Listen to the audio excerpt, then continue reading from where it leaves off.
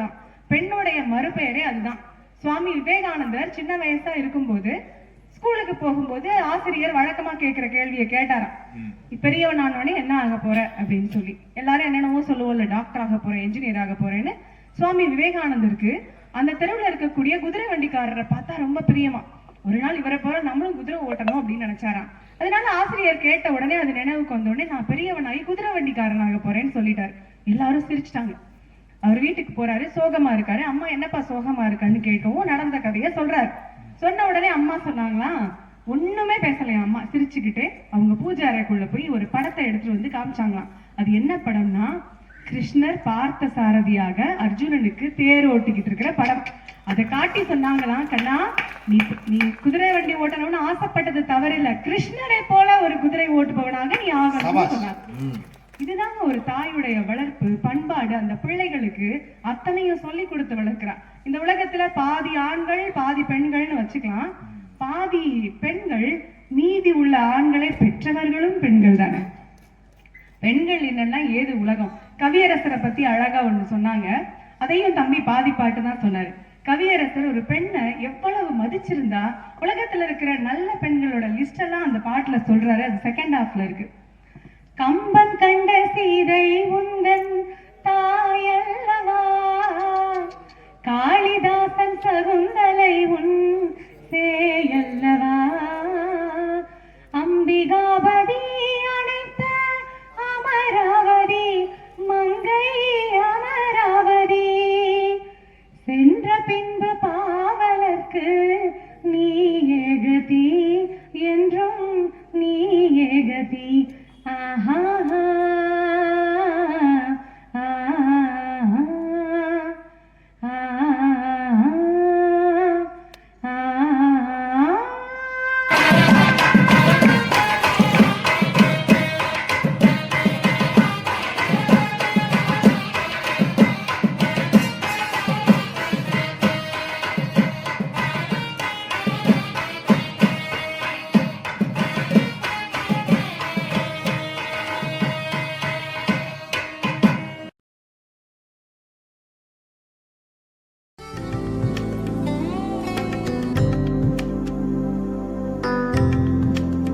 high quality diamonds,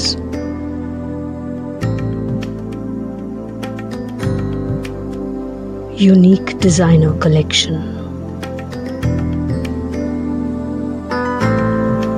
precise craftsmanship,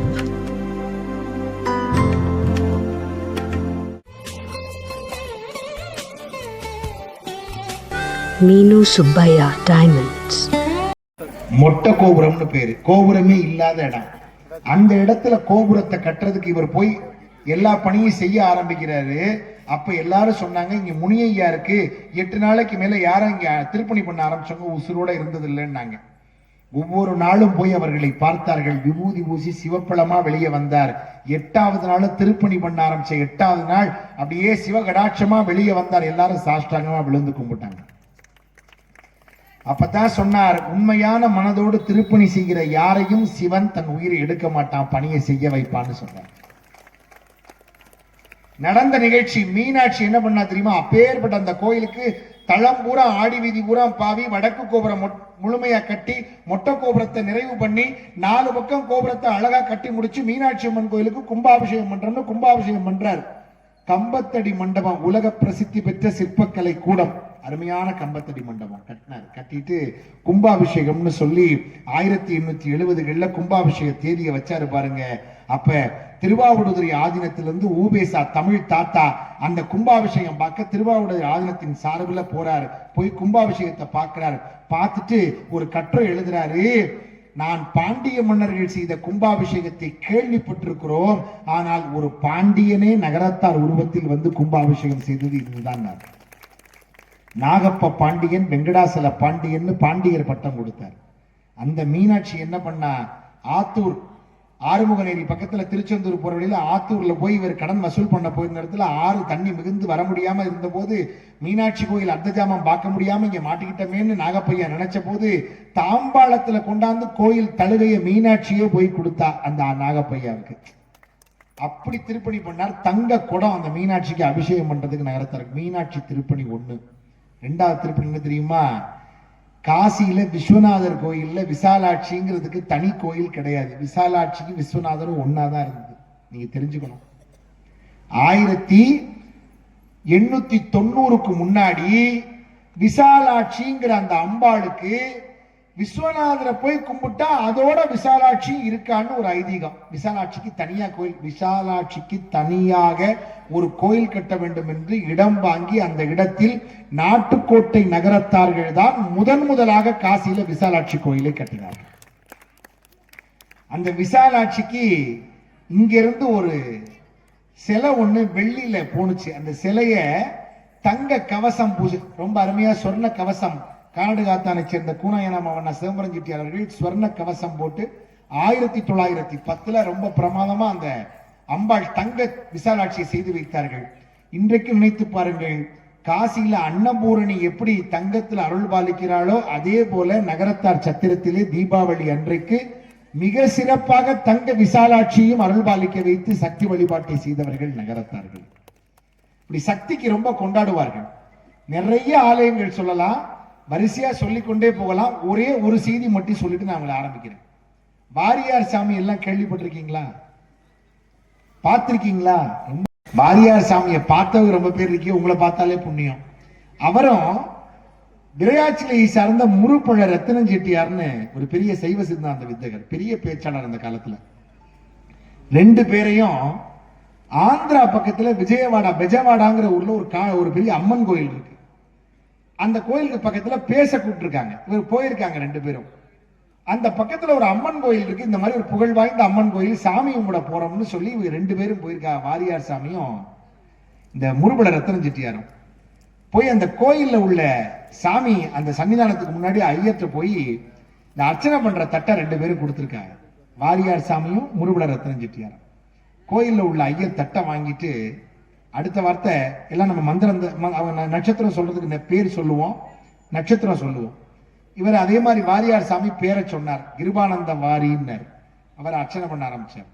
அடுத்து இவரு நம்ம செட்டியார் 3 ஊனா பாழானா ரத்தனம் செட்டியார்னார். அவர் தெலுங்கு, விலாசம் சொல்ல முடியுமா? அந்த அர்ச்சனை தட்டை அவர் கையிலே கொடுத்துட்டு போயிட்டு 1 மணிக்கு வாங்கினாரு. காலைல 10 மணிக்கு போனவர். என்ன இப்படி போயிட்டு 1 மணிக்கு வாங்க ஐயா, கோச்சுக்காதிய செட்டியாரே. அர்ச்சனை தட்டை திருப்பி கொடுத்தா எவ்வளவு கோவம் வரும் நமக்கெல்லாம். ஒண்ணுமே சொல்லல முருபட ரத்தனம் செட்டியார். அர்ச்சனை தட்டை வாங்கிட்டு வாசல்ல உட்கார்ந்தாரு. 1 மணி ஆச்சு. சரியா மேளதாளத்தோட ஒரு சத்தம் கேக்குது. செட்டியாருக்கும் அந்த கிருபானந்த வாரியாருக்கும் பக்கத்துல வந்து செட்டியார் அப்படியே அழைச்சிட்டு போறாங்க. வாங்கன்னு கூப்பிட்டு மேளதாளத்தோட உள்ள போறார். அம்பாளுக்கு உச்சிக்கால அபிஷேகம் ஆகுது. எல்லாம் நடந்து முடியுது. நடந்து முடிஞ்ச பிறகு அந்த அர்ச்சனை பண்ணும் போது திரும்ப பேரை கேட்டார். அர்ச்சனை பண்ணி முடிச்சு மாலை மரியாதை எல்லாம் கொடுத்து பிரசாதம் செட்டியாருக்கு கொடுத்துட்டு அந்த கோயில் ஐயர் சொன்னார், இந்த கோயில் அம்பாளுக்கு எல்லா ஆபரணங்களும் ஒரு வெற்றியூர் நகரத்தார் செய்து வச்சு இந்த உச்சிக்கால பூஜைக்கு யாரேனும் நகரத்தார் வந்தா ஏன் சார்பில் மரியாதையை செய்யுங்கன்னு எழுதி வச்சிருக்கார். இந்த வாய்ப்பு எங்களுக்கு நீ கிடைச்சிருக்குன்னு சொல்லி முருகல ரத்னம் செட்டியாருக்கு செய்தார்கள். அப்படி போய் ஊர்களில் இருக்கிற அம்பாளுக்கெல்லாம் செய்தார்கள். பல்வேறு ஊர்களில் இருக்கிற ஆலயங்களுக்கு சக்தி வழிபாட்டிலே தொடர்ந்த திருப்பணி ஆற்றியவர்கள் நகரத்தார் பெருமக்கள். இப்படி நிறைய கதை இருக்கு. உண்ணாமுலை அம்மன் இன்னைக்கு போய் பார்க்கிறோம் திருவண்ணாமலை. இன்னைக்கு நம்ம எல்லாம் உள்ள எளிமையா போக முடியாது. ஆனா 1900க்கு முன்னாடி இதே திருவண்ணாமலை முழுக்க நீங்க நம்ப மாட்டீங்க, 5 கும்பாபிஷேகம் நாட்டுக்கோட்டை நகரத்தார்னு பேர் போட்டே நம்ம கும்பாபிஷேகம் நடத்திருக்கோம். 10 நாள் திருவிழால 8 நாள் திருவிழா நகரத்தார் பண்ணது. உண்ணாமுலை அம்மனுக்கெல்லாம் தங்க அங்கி நினைச்சே பார்க்க முடியாது. சிவபெருமான் அண்ணாமலையாருக்கு அடி முதல் சிகரம் வரை ஆபரணங்கள், தங்க கவசம், வைரப்பட்ட, நெத்திப்பட்ட, எல்லாமே கர்ணபத்திரம், சகல ஆபரணங்களும். உலகத்திலேயே பெரிய ரிஷப வாகனம் கோட்டையூர் மேனாக்கானா திருவண்ணாமலையில் செய்து வைத்திருக்கிறார்கள் அண்ணாமலையாருக்கு. தங்க மேரு, அதே மாதிரி கற்பக விருட்சம், அதே மாதிரி வெள்ளி ரதம், கடியாப்பட்டி தீயநாச்சனம், பல்வேறு திருப்பணிகளால் நிறைய செஞ்சிருக்காங்க. இது பண்ணும்போது அந்த ஊர்ல அந்த அண்ணாமலையார் கோயில்ல அந்த நடராஜா இருக்கிற இடத்த நீங்க வாய்ப்பு இருந்தா போய் பாருங்க. பழைய கோயில் ரொம்ப சின்னமா இருக்கும். நடராஜா இருக்கிற இடத்துலதான் அம்பாள் இருந்துச்சு, உண்ணாமுலை அம்மன். அந்த உண்ணாமுலை அம்மனை தனியா பிரிச்சு கொண்டு வந்து அண்ணாமலையாருக்கு இந்த புதத்துல தனி கோயிலாக கட்டியவர்கள் நகரத்தார்கள். உண்ணாமலை அம்மனுக்கு தனி கோயில், ஓ தனியார் கிட்ட சக்தி வழிபாடு. இதே மாதிரி எல்லா ஊர்லயும் திருவெண்காடு நகரத்தார் தனி திருப்பணி, குழல்வாய்மொழி அம்மன் குற்றாலம் உங்க ஊர் பக்கத்துல தேவகோட்டை நகரத்தார் தனி திருப்பணி. எல்லா ஆலயங்களிலும் அம்பாள் ஆலய திருப்பணியை ரொம்ப செம்மையா செய்தார்கள். உட்கார்ந்திருந்தேன், எல்லா பேங்கு ஹெட் பேங்கு எய்தாப்புல உட்கார்ந்துருக்காரு கண்ணப்பண்ணை, அவர்கிட்ட தான் பார்க்கணும். ஆனா உண்மையாவே நடுவர்களே, பட்டிமன்ற உலகத்திலேயே முடிசூடா மன்னன் அது யார் அப்படின்னா அது நீங்க மட்டும்தான். இன்னைக்கு முடிசூடா மன்னன். மற்ற நடுவர்களுக்கெல்லாம் நாக்கை சுற்றி வெறும் பற்கள் தான் இருக்கும், ஆனால் எங்களுடைய நடுவருக்கு தான் நாக்கை சுற்றி அழகான சொற்கள் இருக்கும் சார். உண்மையா இல்லையா? நீங்க போட்டிருக்கிற சட்டம் மட்டுமா வெல்ல? கற்கள் எடுக்காம போனாங்கன்னா நல்லதுதான். நீங்க போட்டிருக்கிற சட்டம் மட்டுமா வெல்ல, உங்க மனசும் வெல்ல நடுவர்களே. உண்மையா இல்லையா? இதெல்லாம் நாங்க நீங்க அடுத்த தேதி கொடுக்கணுங்கிறதுக்காக சொல்றேன். அப்படி சொல்ற ஆளானா? கிடையாது கிடையாது. அப்படிலாம் சொல்லாமே நீங்க கொடுப்பீங்கன்னு தெரியும் எனக்கு தான். கண்டிப்பா கண்டிப்பா. ஆமா. ஆனா உண்மையாவே வந்த உடனே நான் எனக்கு ஒரு நல்ல ஒரு விஷயம் தோணுச்சு நடுவர்களே. நம்ம ஊருக்கு வந்த உடனே பட்டுக்கு பேர் போனது காஞ்சிபுரம், இடைவிடாத கை தட்டுக்கு பேர் போனதுன்னா அதுதான் நாச்சியார் மரம். எப்படி கை தட்டுறாங்க பாத்தீங்களா? கைதிட்டு வாங்குறக்கா 2 வரி யோசிச்சு இந்த ஊருக்கா தயார் பண்ண உனக்கு ரொம்ப நன்றிப்பா. வழி இல்ல சார், காலம் அப்படி மாறிடுச்சு சார், வழி இல்ல. நான் உண்மையாவே இந்த நாச்சியார் புறத்துல இருக்கிற அந்த ஆண்கள் பெண்கள் எல்லாருமே இருக்காங்க, எல்லா தரப்பட்ட வயதுலயும். இவங்க எல்லாரையும் பார்த்து நான் ஒரு கேள்வி கேட்க போறேன். கேளுங்க. இப்ப நான் கேட்க போற கேள்வி இதுவரைக்கும் டிஎன்பிஎஸ்சி பரீட்சையில வரல, யூபிஎஸ்சில வரல, குரூப் 2ல வரல, குரூப் 4ல வரல, நீட் தேர்வுல வரல, எம்பிபிஎஸ் தேர்வுல கூட வராத ஒரு கேள்வி நான் கேட்க போறேன். பெரிய கேள்வி இருக்கு, கேட்கலாமா? கேளுங்க. எல்லாரும் ரெடியா? ரெடி. உங்க எல்லாருக்குமான கேள்வி, எல்லாரும் சாப்பிட்டீங்களா? அங்க ஒரு அக்கா உங்க கேள்வியில தீய வைக்க அப்படிங்கிறாங்க. எதுக்கு இந்த கேள்வியை கேட்டேன்? இந்த உலகத்திலேயே அறிமுகம் இல்லாத ஒரு ஆளை நாம் சந்தித்தால் கூட அறிமுகமான அடுத்த நொடியிலேயே அவர்களை பார்த்து சாப்பிட்டீங்களான்னு கேட்கிற ஒரே இனம் நம்முடைய தமிழ் இனம். ஆனா இன்னைக்கு பெண்கள் அப்படியா சார் இருக்காங்க பண்பாடோட? போன வாரம் எங்க இந்திரா அக்கா வீட்டுக்கு போயிருந்தேன். பேசுற பெண்கள் பூரா நாச்சியாபுரம் இந்த பக்கம் பானேரி மானகிரி பக்கம் இல்லாத எல்லாம் வெளியூர் அறந்தாங்க கடலுக்குள்ள இருக்கிற ஊரை பத்தி பேசுறாங்க. கிடையாது சொல்லுவோம், அங்க ஊர்ல வந்து நம்ம சொல்ல முடியுமா? அப்படி எல்லாம் கிடையவே கிடையாது. உண்மையாவே போன வாரம் மதுரையில ஒரு பட்டிமன்றம், நான் வந்த உடனே அதை பார்த்துட்டு எங்க அக்கா போன் பண்ணிட்டாங்க, இந்திரா அக்கா. ஏண்டா அக்கா ஊருக்கு பட்டிமன்றம் பேச வந்துட்டு அக்கா வீட்டுக்கு வராம போறியாடா நீலாம் ஒரு தம்பியாடான்ட்டாங்க நடுவர்களே. என்னால தாங்க முடியல. ஷேர் ஆட்டோ குடிச்சு கிட்டு எங்க அக்கா வீட்டுக்கு போனேன். போய் ஒரு 1/2 மணி நேரம் சந்தோஷமா வீட்டுல சுத்தி பார்த்துட்டு பேசிட்டு போயிட்டு வரேங்க அப்படின்னு. என்ன போயிட்டு வர? அக்கா வீட்டுக்கு வந்துட்டு சாப்பிடாம போகக்கூடாது, சாப்பிட்டு தான் போகணும்னாங்க. பரவாயில்லக்கா வெளியில போய் சாப்பிட்டுக்கிறேன் அப்படின்னு. முடியாது, அக்கா வீட்டுக்கு வந்திருக்க வராத தம்பி சாப்பிட்டு தான் போகணும்னாங்க. பரவாயில்லக்கா வெளியில போய் சாப்பிட்டுக்கிறேன். அதான் சாப்பிட்டு போறான்னா கண்ட நாயெல்லாம் எங்க வீட்டுல வந்து சாப்பிட்டு நீ சாப்பிட்டாங்கடா அப்படின்னாங்க. அதுக்கப்புறமும் நான் போய் ஒரு 13 இட்லி சாப்பிட்டு தான் வந்தேன் நடுவர்களே. ஏன்னா நான் சாதாரண ஆள் இல்ல. நிச்சயமா. ஆனா இப்படி இருக்கு சார். ஆனா ஒரு காலத்துல பெண்களுடைய பண்பாடு எப்படி தெரியுமா இருந்துச்சு? சொல்லுங்க. பாவேந்தர் பாரதிதாசன் தான் ஒரு கவிதையில எழுதுவாரு, சாப்பாடை எப்படி பரிமாறணுங்கிறத கூட ஒரு தாயிட்ட கத்துக்கினார். அன்னைக்கு இருந்த பண்பாடு எப்படி தெரியுமா? எப்படி சாப்பாடை பரிமாறணுமா? வாழை இலையின் அடி உண்பார் வலப்புறத்தில், வாழை இலையின் அடி உண்பார் வலப்புறத்தில் வீழ விரித்து கறி வகைகள் சூழ வைத்து தண்ணீர் வெந்நீரை தனித்தனியே சொம்பிலிட்டு வெண் சோறு இடும் முன் மிக இனிக்கும் பன்னியமும் முக்கணியும் தேனில் நல நெய்யில் மூழ்குவித்தே ஊட்டுதல் வேண்டும் தாய் போல் என்று அன்றைக்கு பாரதிதாசன் சொன்னார்கள். ஆனா அது இன்னைக்கு இல்லையே சார். உண்மையாவே அந்த பண்பாடு இன்னைக்கு இருக்கா? ஒண்ணும் இல்ல.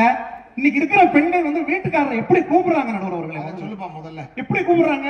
அவரு நீங்க எங்கேயுமே கேட்டுதாத ஒரு விஷயத்தை நான் சொல்றேன். இப்ப 100 வருஷத்துக்கு முன்னாடி நடுவர்களே, 100 வருஷத்துக்கு முன்னாடி எப்படி கூப்பிட்டாங்க? 1910ல எப்படி ஒவ்வொரு பெண்ணும் எப்படி தெரியுமா கூப்பிட்டாங்க வீட்டுக்காரர்? சொல்லுங்க பாப்போம். சுவாமி சுவாமி. 1920ல எப்படி தெரியுமா? எப்படி? பிரபு பிரபு. 1930ல பிராணநாதா பிராணநாதா. 1940ல நாதா நாதா. 1950ல மணவாளா மணவாளா. 1960ல மணாலா மணாலா. 1970ல அத்தா அத்தா. உங்க ரியாக்ஷன் தான் பெருசா இருக்கு என்னோட. 1980ல மச்சான் மச்சான். 1990ல மாமா மாமா. 2000ல என்னங்க என்னங்க. 2005ல ஏனுங்க ஏனுங்க. 2016ல ஏய். 2026ல டேய். இதான் பண்பாடா? இதுதான் நீங்க வைக்கிற பத்தியா?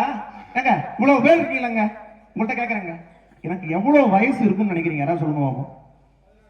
16 16 அந்த தெய்வத்துக்கு ஒரு ரூபா கை தட்டுங்க சார். ச்சே, வேற வேற வேற 55 எவ்வளவு? 30 எல்லாம் ஏலம் விடுறாங்க. போதும், என் வயசு ஊரே சேர்ந்து ஏலம் விடாதீங்க. நானே சொல்லிடுறேன், என்னுடைய உண்மையான வயது 25. உண்மைதானா? சரி, பரவாயில்ல. என்னோட வயசு நான் பரவாயில்ல, 2 பேரும் ஒரு வயசு தான். அதுக்கு நான் அப்ப வந்து நான் பிறக்கலன்னே சொல்லியிருப்பேன். அவசரப்பட்டு 25 சொல்லிட்டேன், பரவாயில்ல. 25 வயசு ஆயிடுச்சு இல்ல. எனக்கு வாழ்க்கையில எந்த கவலையும் இல்லை நடுவர் அவர்களே, எந்த பிரச்சனையும் இல்ல, எந்த சோகமும் இல்ல. 24 மணி நேரமும் நான் சிரிச்சுக்கிட்டே இருப்பேன். ஏன் தெரியுமா? என்ன காரணம்? ஏன்னா எனக்கு இன்னும் கல்யாணம் ஆகல. ஒரு தவணை கூட ஆகலையா? 10 தடவை ஆகணும். என்ன கேள்வி இது? கேட்டேன். ஆனா என்னை மாதிரி பசங்கள்லாம் எப்படிப்பட்ட பொண்ணு மனைவியா வரணும்னு விரும்புறோம் தெரியுமா? சொல்லுங்க. நல்ல ரசனை நிறைஞ்ச நவரசமான பொண்ணு மனைவியா வரணும்னு விரும்புறோம். சரி. வர்றது எப்படி தெரியுமா வருது? புளி ரசம் கூட வைக்க தெரியாத ஆளு தாங்க மனைவியா வருது. சரி. வீட்டுக்கு விளக்கேத்துறதுக்கு ஒரு பொண்ணு வரணும்னு ஆசைப்படுறோம். வர்றது பூரா எப்படி வருது? வரும்போதே ஒரு விளக்கமாது கட்டையை தூக்கிட்டு வருது. கூந்தல் நீளமா இருக்கிற பொண்ணு மனைவியா வரணும்னு விரும்புறோம். வர்றது பூரா எப்படி வருது? வாய் நீளமா இருக்கிறது தான் மனைவியா வருது. வீட்டுக்காரர் டென்ஷனோட வீட்டுக்கு வந்தா அவரை கூல் பண்ற மாதிரி ஒரு மனைவி வேணும்னு நாங்க ஆசைப்படுறோம். வீட்டுக்காரர் கூலா வீட்டுக்கு வந்தா கூட அவரை டென்ஷன் பண்ற மாதிரி ஒரு மனைவி தான் வருது நடுவர் அவர்களே. ஆனா நாங்கெல்லாம் வீட்டுக்காரர் சாப்பிட்டதுக்கு அப்புறம் சாப்பிடுற மனைவி வேணும்னு கேட்கல சார். வீட்டுக்காரர் சாப்பிட்டதுக்கு அப்புறம் சாப்பிடுற மனைவி வேணும்னு கேட்கலங்க. வீட்டுக்காரர் சாப்பிடுற மாதிரி சமைக்கிற ஒரு மனைவி வேணும் தாங்க கேட்கிறோம். அதுக்கு கூட வழி இல்லையே நடுவர் அவர்களே. எனக்கு வரப்போற மனைவி எல்லாம் வெள்ளையா இருக்கணும்லாம் எனக்கு ஆசை இல்லை சார். அவசியம் இல்லை. எனக்கு வரப்போற மனைவி வெள்ளையா இருக்கணும்னு எனக்கு ஆசையே கிடையாது. கடைசி வரைக்கும் எனக்கு தொல்லையா இல்லாம இருந்தாலே போதும். அதுக்கு இன்னைக்கு வாய்ப்பு. அனைத்து பெருமக்களுக்கும் எங்களுடைய குழுவின் சார்பிலே நெஞ்சார்ந்த நன்றி கலந்த வணக்கத்தை தெரிவித்துக் கொள்கிறேன். திருவாரூர் தேர் அழகு, திருவிடை மருதூர் தெரு அழகு, ஸ்ரீரங்கம் நடை அழகு, வேதாரண்யம் விளக்கழகு, மன்னார்குடி மதில் அழகு, கும்பகோணம் கோயில் அழகு, நாச்சியார்புரத்திற்கு நம்முடைய நாச்சியார் அம்மன் தான் அழகு. எவ்வளவு பேர் அழகு! என்ன அழகு! அந்த அம்பாள் பவனி வரும்போது அந்த அலங்காரம் பண்ணி அப்படியே தேவலோக காட்சி மாதிரி இருக்கும். ஒவ்வொரு ஊருக்கும் ஒவ்வொரு பெருமை இருக்கு நடுவர் அவர்களே. ஒவ்வொரு ஊருக்கும் ஒவ்வொரு பெருமை இருக்கு. திருவாரூர்னா தேரு, திருவிடை மருதூர்னா ஊரு, பட்டுக்கோட்டைன்னா பாட்டு, காஞ்சிபுரம் பட்டு, பண்ணைபுரம்னா மெட்டு, நம்முடைய சிவகாசினா வேட்டு. கொஞ்சம் அப்பப்ப கட்டாகுது தம்பி பார்த்து. ராஜபாளையம்னா நாய், பத்தாமடைன்னா பாய், உடன்குடின்னா கருப்பட்டி, நம்ம கோயில் பட்டின்னா தீப்பெட்டி, சாத்தூர்னா சேவு, மதுரைன்னா பூவு, கும்பகோணம்னா வெத்தலை, நாச்சியார் மங்கலம்னா பித்தளை. அப்படி நிறைய நிறைய ஊருக்கு நிறைய பண்பாடு இருக்கு. ஆனா மொத்தத்துல தமிழ்நாடுனாலே பண்பாடு, அந்த பண்பாட்டுக்கு பெயர் பெற்ற ஊர்னா நம்ம நாச்சியார்புரத்தை சொல்லலாம். ரொம்ப மகிழ்ச்சியா இருக்கு, சந்தோஷமா இருக்கு. இன்னைக்கு ஒரு அருமையான தலைப்பு கொடுத்திருக்கீங்க. எதிரணியில எங்க தம்பி வந்து எல்லா பேங்கையும் சொல்லிட்டு போனான். எல்லா பேங்கையும் சொன்னான். ஒரு நாள் என்கிட்ட சொன்னா, எனக்கு பேங்க்ல வேலை கிடைச்சி நான் வேண்டான்னு சொல்லி. ஏன்டா அப்படி வேண்டான்னு சொன்ன அப்படின்னு, எத்தனை நாளைக்கு அடுத்தவன் பணத்தையே என்றது. பட்டிமன்றத்துக்கு வந்தாதான் நம்ம பணத்தை எண்ண முடியும்னா எப்படி? நல்ல கைத்தட்டல் கொடுங்க அந்த தம்பி. சாதாரணமான ஆளு கிடையாதுங்க, நல்ல உதவி பண்ணுவான். போன வாரத்துல ஒரு பட்டிமன்றம் போனோம், ஒரு பஸ் ஸ்டாண்ட்ல நின்றுட்டு இருந்தோம், ஒரு பாட்டி மயங்கி விழுந்துச்சு. சரி, ஓடி போய் சோடா வாங்கிட்டு வந்து அந்த பாட்டி பக்கத்துல இருந்து அடிச்சு அவனே குடிச்சான். ஏன் தம்பின்னு கேட்டேன். இப்படி ஏதாவது பார்த்தா எனக்கு படன்னு வந்துரும் அப்படிங்கிறான். ரொம்ப நல்ல பையன். இந்த கொரோனா காலகட்டத்துல நல்ல உதவி செய்யலாம். நல்ல கைத்தட்டல் கொடுங்க. கொரோனா பெண்களுக்கு பயப்படாதுங்க. கொரோனா பெண்களுக்கு வராது. ஏன் பெண்களுக்கு கொரோனா வராதுன்னா, கொரோனா கூட தான் குடும்பம் நடத்துற. எப்படி கொரோனா வரும்? ஆண்களுக்கும் கொரோனா வராது. கை தட்டுங்க ஆண்கள் எல்லாம். அப்பச்சிலாம் நல்ல கை தட்டுங்க. ஏன் ஆண்களுக்கு கொரோனா வராதுன்னா, கொரோனாவுக்கு எப்படி கொரோனா வரும்? அதுக்கு நீங்க எதுக்கு இப்படி சிரிக்கிறீங்க? உங்களுக்கும் வராது. சரி, என்ன உங்களை மாதிரி கொரோனாவோட இருக்கிறதுனால எனக்கு எந்த கொரோனா வராது. அது ஒரு பாதுகாப்பு. தம்பி வந்து கொரோனா காலகட்டத்துல 4 மணிக்கு எந்திரிச்சிருவான். கை தட்டுங்க. 4 மணிக்கு எந்திரிச்சு, நானும் 4 மணிக்கு எந்திரிச்சிருவேன். எந்திரிச்சு எங்க வீட்டுக்காரரை எழுப்பி விட்டு படுத்துருவேன். என் தம்பி 4 மணிக்கு எந்திரிச்சு கபசுரம் குடிநீர் தயாரிச்சு தினமும் 50 பேருக்கு கொடுத்தாங்க. கை தட்டுங்க ஆச்சு. நல்ல உண்மையிலே நல்ல காரியம் பண்ணிருக்காங்க. நான்லாம் ஒருத்தருக்கு ஒரு டீ வாங்கி தெரியாது தேவோட்டில நான்லாம் சின்ன பிள்ளைல நினைச்சேன், நம்ம பெரிய ஆளானோம்னு ஏழைகளுக்கெல்லாம் நிறைய உதவி பண்ணணும்னு நினைச்சேன். ஆனா கடைசியில வளர்ந்த பிறகுதான் தெரிஞ்சு அந்த ஏழையே நான் தான் அப்படின்னு. தம்பி எப்படி தினமும் 50 பேருக்கு கொடுத்தாங்க, ஒரு வாரம் கொடுத்தான். ஒரு வாரம் கழிச்சு 5 பேரும் கூட வந்தாங்க, துரத்தி விட்டான். ஏன் தம்பின்னு கேட்டேன். இந்த 50 பேர் தான் என்கிட்ட வட்டிக்கு வாங்கியிருக்கான், இவன் மட்டும் உசுரோட இருந்தா போதும் அப்படின்னா பாருங்க. எப்படிப்பட்ட பண்பாடு பாத்தீங்களா? ஆட்சியை பத்தி எனக்கு தெரியாது, நான் ஏதாவது பேச ஆனா முடியும். நீங்க நம்ப மாட்டீங்க, இந்த 50 பேருக்கு கொரோனா வந்து வரக்கூடாதுன்னு சொல்லி கபசுர குடிநீர் கொடுத்தானே, அதுல 50 பேருக்கு தான் தயார் பண்ண, 51 ஆள் தயார் பண்ணி இவன் குடிக்க. எங்க ஆட்சிமாரும் 4 மணிக்கு எந்திரிச்சு அப்பச்சி காலையில உளுந்து கும்பிட்டு அப்புறம் தான் காப்பி போட போவாங்களாம். அவங்களுக்கே ரொம்ப சிரமமா இருக்கு, இதை விடுங்க சும்மா. அவங்க நம்பிக்கை நம்ம இவ்வளவு நேரம் பேசுறது பூரா பொய்ன்னு நினைப்பாங்க, வேண்டாம். நான் இவ்வளவு நேரம் ஆரம்பத்துல இருந்து பேசுறது பூரா பொய்யா போயிடும், வேண்டாம். நான் எந்த ஊருக்கு பட்டிமன்றம் போனாலும் நடுவர் அவர்களே, எல்லா ஊருக்கும் பட்டிமன்றம் போவேன். ஒரு வாரத்துக்கு முன்னாலே கிளம்பிடுவேன். அப்படியா? ஏன் தெரியுமா? மகளிர் பயணம் செய்ய கட்டணம் இல்லை, அந்த பேருந்தா பார்த்து ஏறி வருவேன். கொஞ்சம் லேட் ஆயிரும். அந்த பஸ்ல ஒரு கண்டக்டர் டிக்கெட் கொடுக்கிறார், அவருக்கு செலவு வைக்கணும். வந்த உடனே ஒரு பாட்டிட்டு கேட்டார், பாட்டி எங்க போகணும்னு கேட்டார். நான் எங்க வேணாலும் போவேன். பாட்டி இறங்கி பஸ் செட்டுக்கு போகுது அப்படின்னாரு. எங்க ஊர்ல ஒரு பைக்ல எழுதி போட்டிருக்கான், இவன மாதிரி ஒரு பையன் பைக்ல எழுதி போட்டிருக்காங்க, மகளிர் பயணம் செய்ய கட்டணம் இல்லைன்னு எழுதி போட்டிருக்கான். ஒரு பாட்டி வந்து ஏற போச்சு. அவன் சொன்னா, பாட்டி 40 வயசுக்குள்ளதான் ஏறணும், நீ தள்ளி போ அப்படின்னு. அங்க ஒரு பாட்டு போட்டாங்க, வழி நெடுக காட்டு மல்லி யாரும் அத பார்க்கலையே, எனக்கா பூத்தது காட்டுக்குள்ள, வருமா வருமா வீட்டுக்குள்ள, காடே மணக்குது வாசத்தில, என்னோட கலக்குது நேசத்தில, வழி நடுக காட்டு மல்லி. இந்த பாட்டை கேட்டுட்டு இங்க வந்து இறங்குனேங்க, மதுரை பஸ். நல்லா கைதட்டுங்க இந்த மாதிரி பாட்டுலாம் பாடினா. 80 இது இந்த காலத்துல உள்ள பாட்டு. இசைஞானி இளையராஜா 80 வயசுல இசையமைச்ச பாட்டு. இந்த பாட்டை கேட்டுட்டு மதுரை பஸ் ஸ்டாண்ட்ல இறங்குறேன், ஒரு பையன் என்ன பார்த்து பாடுறான், வழி நட்டுக காட்டு பண்ணி. டேய் வாடா, அது காட்டு பண்ணி இல்லடா, காட்டு மல்லிடாங்கிறேன். எங்க முன்னாடி எது போதோ அதை பத்தி தான் நாங்க பாடுவோம், நீங்க போங்க அப்படிங்கிறோம். என்னங்க பண்பாடு இருக்கு? ஒரு பையன் உன் பேர் என்னடான்னு கேட்டேன், வெள்ளியன் அப்படின்னா. வெள்ளியனா? ஏன்டா உனக்கு வெள்ளியன்னு பேர் வச்சாங்கன்னே. நான் வெள்ளிக்கிழமை பிறந்ததுனால வெள்ளியன் அப்படின்னு பேர் வச்சாங்கன்னா. நல்ல வேலை நீ சனிக்கிழமை பிறக்கலடா அப்படி. நான் முன்னாடி இந்த சனிக்கிழமை கண்ண பண்ணேன், அஸ்தபூதியார் தொலைக்காட்சியில வரும். அதை பார்த்துட்டு நான் ஒரு நிகழ்ச்சிக்கு போறேன், ஒரு ஆட்சி சொல்லுது, ஒரு செட்டியாட்ட தம்பியை தெரியுதான்னு கேடுச்சு. அவரு கொஞ்சம் தெரியாத மாதிரி முழிச்சார். ஆமா, நீங்க எப்போ இப்படித்தான் மர்க்கட்டாப்ல முழிப்பிய அப்படின்ட்டு அதை ஒரு திட்டு அவரை திட்டிட்டு என்னை பார்த்து, தம்பித சனிக்கு சனி வரும்னுச்சு. இப்ப நான் எப்படி எடுத்து சனிக்கு சனி வரும்னு எடுத்துக்கிறதா இல்ல சனிக்கு சனி வரும்? ரொம்ப விவரமான பேச்சு. திருப்பூர்னா பனியே, திருநள்ளாறுனா சனியே, அப்படியே இருக்குல்ல. நடுவர்களே, எங்கெங்க ஆண்களுக்கு பக்தி இருக்கு? நாச்சாபுரத்துல ஆண்களுக்கு பக்தி இருக்கு இருக்கு. ஆனா எங்க ஊர்லங்க நான் சமய சொற்பொழிவு பேசிட்டு இருந்தேன், இறைவன் மிக பெரியவன் அப்படின்னு. முன்னால ஒரு பையன் உட்கார்ந்து 400 கிலோ இருப்பாரா அப்படின்னு கேட்கலாம். 400 கிலோ இருப்பாரான்னு என்கிட்ட. சரி, இவனுக்கு பக்தி பத்தி ஒண்ணும் தெரியலன்னு கோயிலுக்குள்ள கூட்டிட்டு போனாங்க. பெரிய மணி தொங்க விட்டுருப்பாங்கல்ல, அத பார்த்து கேக்குறான், எம்மா பெரிய பெல் ஐகான், இதை எப்படி சப்ஸ்கிரைப் பண்ணுவேன்னு கேக்குறான் நடுவர் அவர்களே. எந்த பக்தி இருக்கு? ஒரு பெல் ஐகான், இந்த மணி ஓகே ஐகான் சப்ஸ்கிரைப் பண்றதுன்னு என்ன கேக்குறான்.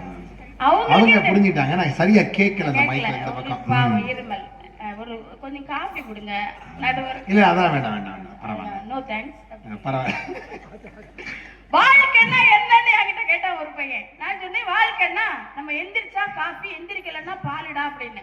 அவன் சொன்னா, வாழ்க்கைன்னா என்ன தெரியுமா?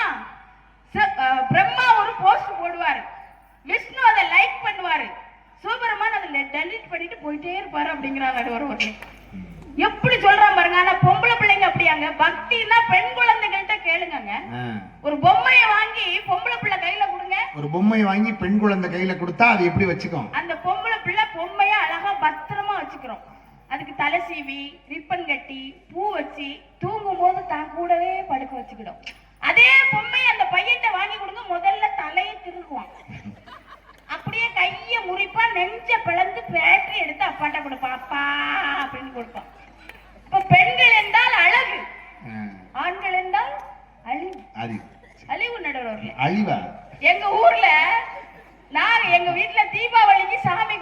சரி சாமி படத்துக்கு முன்னால லட்டு பூந்தி பழம் எல்லாம் வச்சிருக்கு. சரி என் பொம்பளை பிள்ளை சாமியை பார்த்து கும்பிடுது, என் பையன் கீழே பாக்குறான். என் பிள்ளை சொல்லுச்சு இல்லையா, அண்ணா சாமி மேல இருக்கு. அவன் சொன்னா சாமி மேல இருக்கு, சரக்கெல்லாம் கீழெல்லாம் இருக்குன்னா.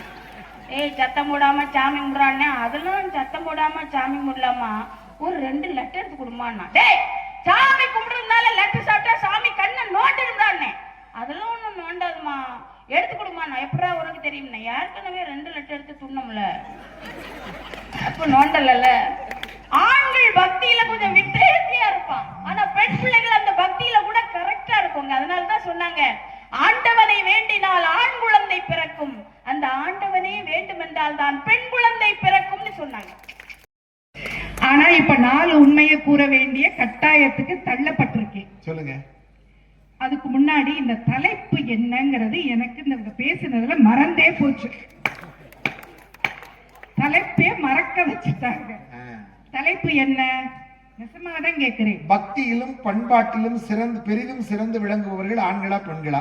ரைட், இதுதானே தலைப்பு. இந்த தலைப்பை நல்லா அலசி ஆராய்ஞ்சு துவைச்சு பிழிஞ்சு காய வச்சாதான் எல்லாருக்கும் புரியும் போல.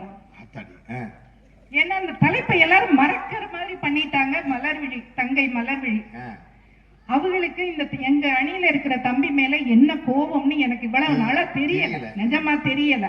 நல்ல வேளை அவங்களுக்கு என்னைய முன்ன பின்ன தெரியாது. தப்பிச்சுட்டேன், இந்த தடவை தப்பிச்சுட்டேன், அடுத்த தடவை மாட்டிக்குவேன்னு நினைக்கிறேன். திரும்ப துவைச்சு புளியணும். ஆமா, அதுதான் இப்போ நான் சொன்னேன் இல்லையா, நான் வந்து ஒரு 3 உண்மையோட 4 உண்மைன்னு, அந்த 2வது உண்மை இது. சரியா? அடுத்தது, இப்போ பக்தியிலும் பண்பாட்டிலும் சிறந்து விளங்குபவர்கள் ஆண்களா பெண்களா? பக்திங்கிறதுனா என்ன? நீங்க நிறைய டெபினிஷன் கொடுத்தீங்க. வந்த உடனே பக்தியை பத்தி, முருகனை கும்பிட்டா என்ன, நிறைய சொன்னீங்க நடுவர்களே. நிறைய விஷயங்கள் இன்னைக்கு தான் நான் நிறைய கேட்கிறேன். அந்த வார்த்தைகள் எல்லாம் புதுசாவே இருந்தது. அந்த அளவுக்கு பக்தியை பத்தி நிறைய டெபினிஷன் கொடுத்தீங்க. ஆனா வந்து எளியவரும் பாமரரும் புரிந்து கொள்ளக்கூடிய, அதாவது படிச்சவங்களுக்கு நிஜமாவே நான் நிறைய படிச்சிருக்கோன்னு நினைப்பேன். ஆனா இன்னைக்கு நீங்க நிறைய அற்புதமான விஷயங்கள் சொன்னீங்க. ஒரு விஷயத்தை முன்னாடியே சொல்லிடுறேன், உங்கள் தமிழுக்கு நான் தலை வணங்குகிறேன், உங்கள் நினைவாற்றலுக்கு நான் தலை வணங்குகிறேன், உங்கள் நகரத்தாரை பற்றிய உங்களுடைய எக்ஸ்பீரியன்ஸ் அதுக்கு நான் தலை வணங்குகிறேன், உங்களுடைய தாலாட்டிற்கு மிகவும் நான் ஒரு அடிமை. I am a very big fan of you. அதை வந்து இந்த மேடையில நீங்க வந்து எங்க அணிக்கு தீர்ப்பு கூறுவீங்கிறதுக்காக நான் இதை சொல்லல, அதையும் சொல்லிடுறேன். இப்போ ஒரு சின்ன கதை மூலமா இந்த பக்தினா என்னங்கிறத எடுத்து சொல்லணும்னு விரும்புறேன். ஏன்னா அவங்க நிறைய ஜோக்கா சொல்லி, அவங்க சுட்ட சப்பாத்திய சொல்லி இந்த பக்தினா என்னங்கிறதே மறக்க வச்சுட்டாங்க இல்லையா? கண்டிப்பா. ஆமா, இந்த பக்தினா என்னன்னா, ஒரு ஊர் இருக்கு, அந்த ஊர்ல இந்த மாதிரி ஒரு ஆலமரம் இருக்கு, அந்த இடத்துல ஒரு தொழிலாளி இருக்காரு. அந்த தொழிலாளியோட வேலை வந்து ஹீஸ் அ காப்லர், ஐ மீன் செருப்பு தைக்கிறவரு. அவருடைய வேலை வந்து செருப்பு தைப்பாரு, பாலிஷ் போடுற வேலை. அவர் ஒரு பெருமாள் படம், ஒரு சாமி படம் இங்க பக்கத்துல வச்சுக்குவாரு. காலையில வந்த உடனே அந்த சாமியை கும்பிட்டு அவருடைய ஒர்க்க ஆரம்பிச்சு. So he was very happy. அவர் வந்து ரொம்ப சந்தோஷமாவும் நிம்மதியாகவும் இருக்காரு. அதே தெருவில் ஒரு பெரிய பணக்காரர் இருக்காரு. அவருடைய வீடு மிகப்பெரிய வீடு. அவருடைய பூஜை அறையை பார்த்தீங்கன்னா இல்லாத தெய்வங்கள் இருக்காது, அவ்வளவும் வெள்ளி சாம அவ்வளவு இதுவா வச்சுக்கிட்டு இருக்காரு. ஆனா வந்து அவருக்கு நிம்மதிங்கிறதே கிடையாது. எப்பவுமே மனசுல ஒரு குழப்பம், ஏதோ ஒரு ப்ராப்ளம் அவரோட மனசுல ஓடிக்கிட்டே இருக்கும்.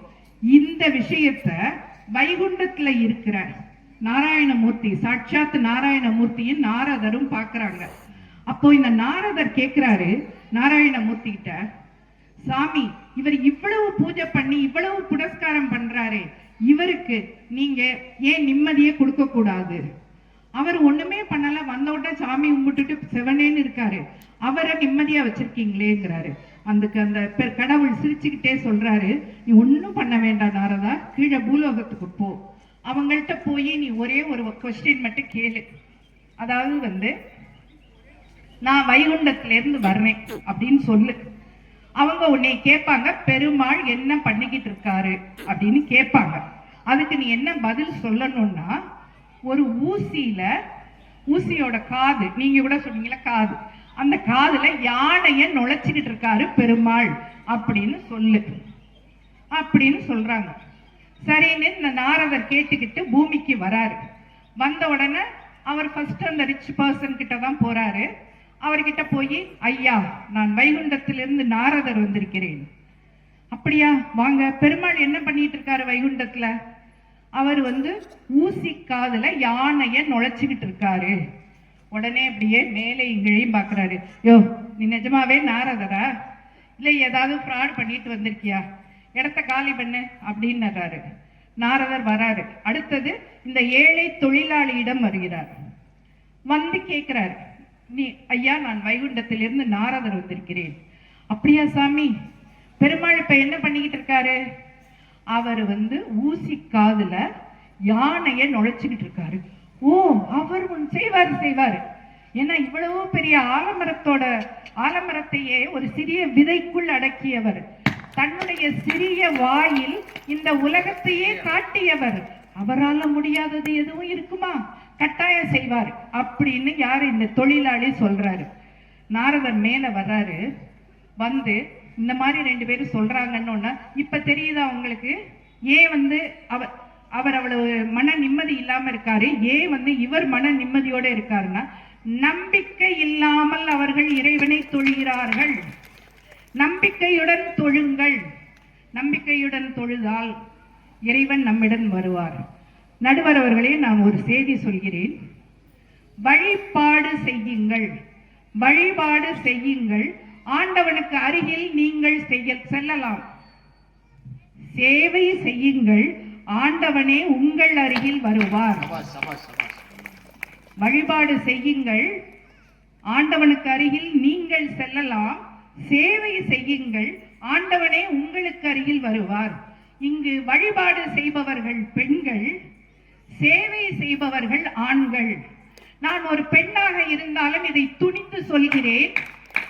நம் நகரத்தார் சிட்டு சிட்டாய் பணம் சேர்ப்பதும், கட்டுக்கட்டாய் வீடு கட்டியதும், கட்டுக்கட்டுனா 2ஆம் கட்டு 3ஆம் கட்டுன்னு, கட்டுக்கட்டாய் வீடு கட்டியதும், செட்டு செட்டாய் சாமான் வைத்ததும், தொன்று தொட்டே திருப்பணி செய்ததும், அப்பத்தா ஐயா படைப்பென்றதும், அப்பச்சி பெயரை மகனுக்கு இடுவதும், ஆலய திருப்பணிகள் பலவும் செய்ததும், காசி யாத்திரையை நேசிப்புடன் செய்ததும் யார்? நம்முடைய நகரத்தார். இதுதான் 3வது உண்மை. இதுல எந்த மாற்று கருத்தாவது இங்க இருக்க முடியுமா? நம்ம நகரத்தார் ஆண்கள் இருந்த இடத்துல எல்லாத்துலயும் எந்த ஊர்ல இருந்தாங்களோ அந்த ஊர், நீங்க எங்க அணிக்கு சார்பா பேசுனதுல ரொம்ப சந்தோஷம். ஏன்னா எந்த ஊர்ல இருந்தாங்களோ அந்த ஊர்ல எல்லா ஊர்லயும் திருக்கோயில் கட்டினாங்க. எந்த ஊருக்கு வாணிகம் பண்ண சென்றார்களோ அந்த ஊர்கள் அனைத்திலும் திருக்கோயில்கள் கட்டினார்கள். நீங்களே நிறைய சொல்லிட்டீங்க, ஊர் பேரையும் சொன்னீங்க, கோயில் பேரையும் சொல்லிட்டீங்க. அப்போ இன்னைக்கு நாம எந்த ஊருக்கு போனாலும் நல்ல சௌரியமா இருக்கிறதுக்கு இப்ப வர நகரத்தார் அதை ஃபாலோ பண்ணிக்கிட்டே இருக்காங்க.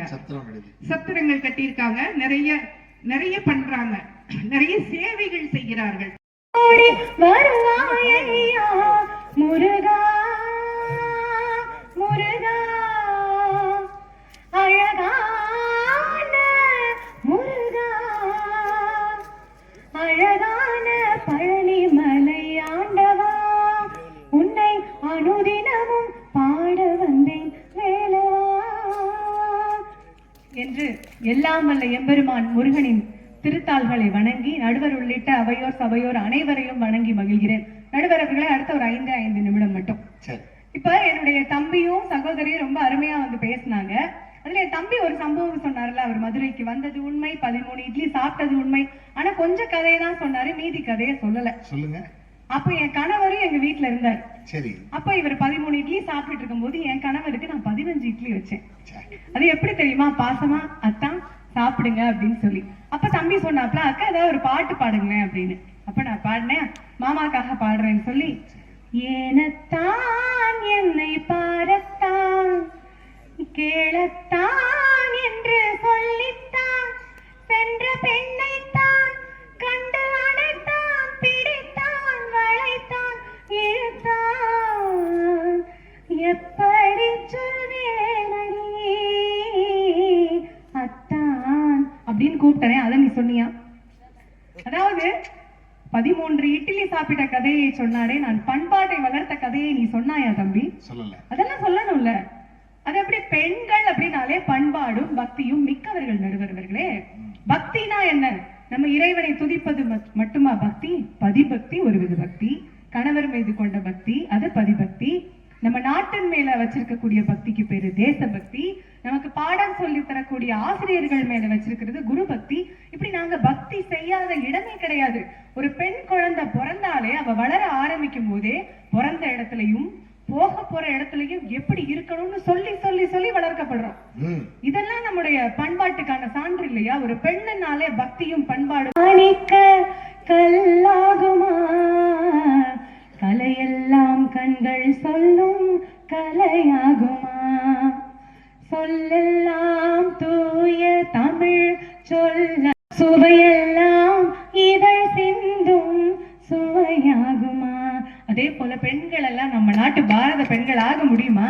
அவ்வளவு பக்தியும் பண்பாடும் நிறைந்தவர்கள் நாங்க. நிறைவாக ஒரு தடவை எலிசபெத் மகாராணி பல நாடுகளுக்கு சுற்றுப்பயணம் போயிட்டு இங்கிலாந்து திரும்பிட்டாங்களாம்.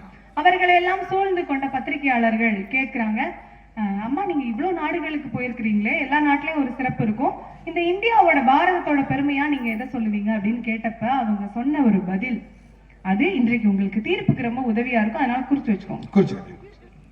அவங்க என்ன சொன்னாங்களாம், எல்லா நாடுகளுக்கும் நான் போயிருக்கிறேன், அங்கெல்லாம் குடும்பங்கள் குடும்பங்களாக இருக்கின்றன, ஆனால் இந்தியாவில் மட்டும் குடும்பங்கள் கோவிலாக இருக்கின்றன சொன்னாங்க.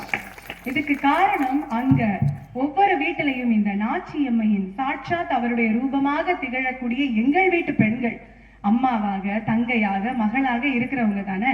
சகோதரி ஒரு கேள்வி கேட்டாங்க, அதுக்கு மட்டும் பதில் சொல்லிட்டு நிறைவு செய்ய. நகரத்தார்கள் அப்படிங்கிறவங்களோட சிறப்பு இன்றைக்கு நம்ம வீடை தாண்டி இந்த நாட்டுக்காகவும் இந்த மக்களுக்காகவும் கோயில்ல அவங்க செஞ்ச திருப்பணிகள் ஏராளம் ஏராளம். அதை சொன்னோம்னாலே நமக்கு அதுக்கே ஒரு பல நாட்கள் நமக்கு தேவைப்படும். அதை அழகா கோடிட்டு காட்டினாங்க சகோதரி. அவங்க கிட்ட நான் கேட்கிறேன், அத்தனை விஷயங்கள் செஞ்சாங்கல்ல நம்ம வீட்டுல இருக்கிற நகரத்தார், அந்த ஆண்கள், அவங்களுக்கு பின்னாடி ஒரு பெண் இருப்பாங்க தெரியுமா, அந்த ஆட்சி, அவங்கள பத்தி நீங்க யோசிக்கணும்ல. வீட்டுல இருக்கிற அந்த ஆட்சி அவங்களுடைய துணை இல்லாம அவங்க சப்போர்ட் இல்லாம நம்மளால அதை செய்ய முடியுமா? அந்த வீட்டுல இருக்கிற ஆண்கள். ஒரு பெண்ணினுடைய பண்பாடும் பக்தியும் வேரை போன்றது நண்பர்களே, வெளியில தெரியாது. ஒரு பெண் காரைக்கால் அம்மையார் அப்படின்னு சொன்னீங்க நீங்க, அவங்களெல்லாம் பத்தி பேசணும்னா நமக்கு நிறைய தேவைப்படும். அப்படி அவங்களுக்கு வாய்ப்பு இல்லை. பெண்களுக்கு தன்னுடைய பக்தியை வெளிக்காட்டுவதற்கும் பெருமையை வெளிக்காட்டுவதற்கும் எங்களுக்கான வாய்ப்பு குறைவு. அதனால அந்த பக்தியையும் பண்பாட்டையும் வீட்டுல அன்பு அப்படிங்கிற ஒரு விஷயத்துல நாங்க செய்யறோம். ஆக ஒரு பெண்ணினுடைய பண்பாடும் பக்தியும் வேரை போன்றது. அது பெரும்பாலும் விழிகளுக்கு தெரிவதில்லை. எந்த விதத்தில் பார்த்தாலும் இந்த உலகம் இயங்குவதே எங்களை போன்ற பண்பாடு மிக்க பெண்களால் என்று கூறி வாய்ப்பிற்கு நன்றி கூறி விடைபெறுகிறேன். வணக்கம். பிரமாதம். மிக அருமையாக உலக இலக்கியங்கள், நம்முடைய சைவ இலக்கியங்கள், பட்டினத்தார் போன்ற ஞானியர்கள் இந்த உலகத்திற்கு சொல்லிவிட்டு போன பிறகு, ஆதிசங்கரர் போன்ற ஞானி கூட தான் துறவு மேற்கொண்ட பிறகும் கூட தன் தாயினுடைய இறுதிச் சடங்கிற்கு வந்தார். தமிழ்நாட்டிலே பட்டினத்தார் வந்தார். அந்த பட்டினத்தார் மரபிலே தோன்றியவர்கள் தான் பட்டினசாமியார்கள் என்று சொல்லிக் கொள்கிற மரபினர்கள் என்றால், நம்முடைய சமூகத்திலே நமக்கு உதாரணமாக இருக்கிற பட்டினத்தார் நம்முடைய ஆண்கள் எல்லா கோயிலையும் போய் வளர்த்தாலும் பண்ணாலும், எல்லா சிறப்பும் பண்ணாலும், வெளிநாடுகள்ல பூரா கோயில்லாம் ஆண்கள் கட்டினாலும் எல்லா சிறப்பும் பண்ணலாம். ஒன்ன சொல்லி முடிச்சிடுறேன், ஆட்சிமார்களுக்கு தான் முதல் மரியாதை. எப்படி தெரியுமா? கல்யாணத்தன்னைக்கு இந்த தட்டு தூக்கிட்டு போறாங்கல்ல, யார்கிட்ட கொடுத்தோம் அந்த உரிமையை? பண்பாட்டுல பாருங்க, யார்கிட்ட கொடுத்தோம்? கல்யாணத்தன்னைக்கு கூரை புடவை எல்லாம் வச்சு கொண்டு போறீங்கல்ல, மூர்த்த புடவை எல்லாம் யாரு கொண்டு போறா? ஆண்களா பெண்களா? கழுத்தீர்லாம் சொல்லுங்க. பெண்கள். ஆம்பளைங்க வந்து வயசான செட்டியாரா வந்து கொண்டு போறது கையில கை நடுக்கம் இல்லாம இருக்கிறது தேங்காய் சட்டி கொடுத்து விட்டுருக்காங்க. அது கவலைப்படாது, ஒரு முறைக்கு போகணும், தேங்காய் நிறைவான பொருள் வருது. ஏன் பெண்கள் கொண்டு போறாங்க தட்டை? இது தாய் வழி சமூகம் என்பதை இந்த உலகம் என்றைக்கும் அறிவித்துக் கொண்டே இருக்கிறது. முன்னால் அவ தான் போவா, நாத்தனார் தான் போவா, எல்லா இடத்துக்கும் அவளுக்கு தான் உரிமை உண்டு. நீங்க ஒன்னும் சொல்லவா உங்களுக்கு? அந்த வீட்டுல இருந்து நல்லா தெரிஞ்சுங்க. இதை மட்டும் சொல்லி முடிச்சிடுறேன். பெண்கள் தான் பண்பாட்டுல முக்கியங்கிறது இந்த சமூகம் தான் உலகத்துக்கு அறிவிக்குது. இந்த பையன், மாப்பிள்ளை பையன் திருப்பூட்டுறது கிளம்புவான் வீட்டுல இருந்து. காலையில 7 மணிக்கு வளையப்பட்டியில கல்யாணம்னா இங்க இருந்து 5 மணிக்கெல்லாம் கிளம்புவான். கிளம்பையில அந்த பையன் வாசப்படியில போய் திரும்பி நின்றுக்குவான் அந்த வீட்டுக்குள்ளேயே. அந்த வீட்டுல உள்ள பிறந்த பெண் பிள்ளையோ இல்ல அப்பத்தாவோ அவங்க தான் திரும்பி நின்று அந்த பையனுக்கு விபூதி பூசுவாங்க. ஐத்த ஏங்க மாமா பூசலாம்ல இல்ல ஐயா பூசலாம்ல, ஏன் பெண்கள்கிட்ட கொடுத்தாங்க? யோசிச்சிருக்கீங்களா யாராவது? ஏன் தெரியுமா? அதுல ஒரு செய்தி இருக்கு. அந்த ஐத்தை ஏன் பூசுறான்னா, மாப்பிள்ளையே நீ எனக்கு மாப்பிள்ளை தான்டா, நான் ரைட் அண்ட் ராயல்னு உனக்கு விபூதி ஊசி அனுப்புறேன், அந்த பொண்ணை கல்யாணம் பண்ணிக்கிறதுக்கு எனக்கும் சம்மதம். ஒரு பாயிண்ட். நாளைக்கு என் மகளை நான் செய்யறேன்னு நாளைக்கு நான் கேள்வி கேட்க மாட்டேன், முடிஞ்சிச்சு ஒண்ணு. இன்னொரு செய்தி என்ன தெரியுமா? விபூதியை பூசுற போதே சொல்றா, நானும் இந்த வீட்டுல இருந்து இன்னொரு வீட்டுக்கு போய் வாழ்ந்துகிட்டு இருக்க பொண்ணு, அது மாதிரி ஒருத்தி அங்கிருந்து இங்க வரப்போறான்னு நினைச்சு வாழ்க்கையை வாழ ஆரம்பிப்போம் அப்படின்னு விபூதி பூசி அனுப்புறான். ரெண்டாச்சா, இவன் அங்க போயிடுறான். போனோன்னு அந்த வீட்டுல முதல்ல அந்த வீட்டுல அம்மா முண்டி இருக்கான், அந்த பொண்ணுக்கு அம்மா மாமி, அவதான் அந்த பிள்ளையை எடுக்கி காட்டுறான். ஏன் வேற ஆள்கிட்ட கொடுக்கலாம்ல? ஏன் மாமிகிட்ட கொடுத்தாங்க? அவ சொல்றா, என் மகன் இருக்கேன் செஞ்சிருப்பேன், இருந்தாலும் உனக்கு இவளை செய்ய நான் தயார்னு அவ உரிமையோட காட்டுறான் அந்த பிள்ளைய. அதை விட ரொம்ப முக்கியம் தெரியுமா? அந்த வீட்டுல மாமியாரும் அன்னைக்கு தான் முதல்ல நான் எந்த ஊர்லயுமே மாமனார் சடங்குன்னு ஒரு சடங்கு நான் 76 ஊர்ல கேட்கல. உலகம் பூரா 76 ஊர்லயும் ஒரே சடங்கு மாமியார் சடங்கு. ஏன் வச்சாங்க? கல்யாணத்தன்னைக்கு அந்த திருப்பூட்டி முடிச்சோன்னா பொண்ணு கழுத்துக்கெல்லாம் போட்டு கையில தேங்காய் எல்லாம் வச்சு எல்லாம் முடிச்சதுக்கு அப்புறம் கொடுத்துட்டு ஒரு வெத்தலையை வாங்கி இப்படி குனிஞ்சாப்புல நிற்கும். அன்னைக்கு மட்டும் உடனே மாமியார் முன்னாடி வந்து நின்று கையில ஒரு ஸ்லேட்டு விளக்கு வாங்கி அதை கொடுத்துட்டு அந்த கரகச்சம்பளை தண்ணி விட்டோன்னு அந்த பொண்ணு கீழே விட்டுட்டு அப்படி தலைமையில வச்சுக்கும். அப்படியே எனக்கு தெரியும் பாக்குற போதெல்லாம், பார்த்திருக்கீங்களா? அப்படி வந்து வாச்சனே நாங்கிற மாதிரி. அதுல ஒரு அர்த்தம் இருக்கு. இந்த பொண்ணு அப்படி சடங்கு செம்பை கொடுத்து இது ஸ்லேட்டு விளக்கை கொடுத்துட்டு அடுத்து பாத்தீங்கன்னா வந்து உப்பு, பஞ்சு, புளி, வெத்தலைவாக்கு, விபூதி, நானும் தெரிஞ்ச மாதிரி எவ்வளவுதான் சொல்றது, நீங்களும் ஆய திறக்க மாட்டேங்கிறீங்க. 7 சாமா இருக்கும். அந்த கிண்ணத்துல வச்சுட்டு அந்த பொண்ணு அப்படியே திரும்ப தண்ணியை ஊற்றி அந்த ஆட்சியை கொடுத்துருவாங்க. உடனே அதை திரும்ப தலைமையில் வச்சுட்டு 4வது கடைசியா சின்ன குளவி மாதிரி இருக்கும் அந்த குளவாலம் பிள்ளை, அதை வச்சுக்கிட்டு தண்ணி அப்படி ஊற்றுவாங்க. இந்த பொண்ணு 4 ரூபாய் எல்லாம் ஏன் தெரியுமா செய்யறாங்க? அந்த ஆட்சி சொல்றா, மருமகளை தெரியாம தான் ரொம்ப நாளா இருந்தது. விபூதி எடுத்து பார்த்தீங்கன்னா இந்த பொண்ணுன்னு வச்சுக்கீங்களேன், இதான் பொண்ணுன்னா தாடி எல்லாம் இருக்குன்னு பார்க்காது, இதுதான் பொண்ணு. உதாரணத்துக்கு திரும்பி இப்படி இல்லை தாச்சி என்ன இப்படி தட்டில் விபூதியை வச்சு கழுத்துலேயே வைக்க. ஏன்னா நகை தான் போட்டிருக்காங்களா, ஒழுங்கான நகையா இல்லை என்ன நல்லா ஒழுங்கா போட்டிருக்காங்களா செக் பண்றாங்கன்னு நினைக்காதீங்க. அது ஏன் சொல்றான்னா, இன்னைய மாதிரி கட்டுக்களத்தையா நீ நல்லா சௌரியமா இருந்து மங்கலியா இன்னைக்கு சுமங்கலியா இருக்கணும்னு வாழ்த்துறான். அந்த பொண்ணு அதை வந்து இந்த வாங்கி இந்த பொண்ணு அந்த மாதிரி இந்த சடங்கெல்லாம் பண்ணும்போது பூமாதேவிக்கு விடுது. ஏன் தெரியுமா? அதுக்கு அர்த்தம் இருக்கு.